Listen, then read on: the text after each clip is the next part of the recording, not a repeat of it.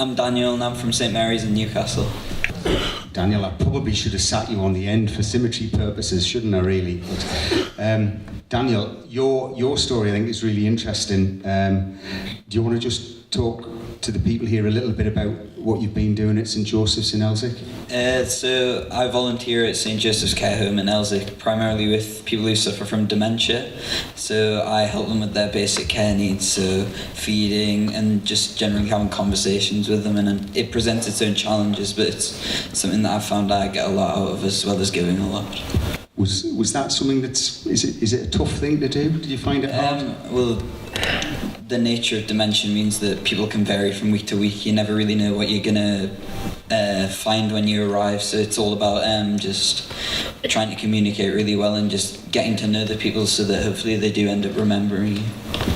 I know you spoke earlier when we were out the back there just about, is the lady called Marie? Yeah, Marie. She's a 96-year-old lady, and she was a volunteer at the chapel at St Joseph's doing like reading and singing.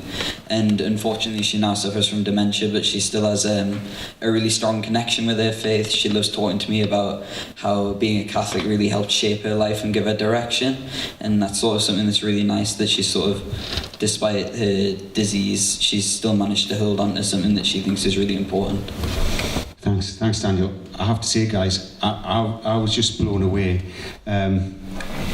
when I was asked to do this and talk to you. I received your presentations, and the presentations are just absolutely phenomenal in all the things that you do. And I know that's just a sample of everything that's being done here by people out there.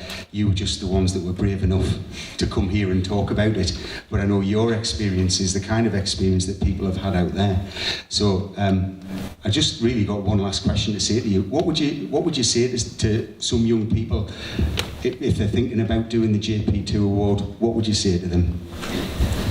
I think if you're considering doing the JP2 award, I think it's definitely something you should embrace, and it presents you with so many opportunities to do things that otherwise you would never get the chance to do, and it's a thing where you can also explore your own interests and you can develop as your own person whilst also giving back to others.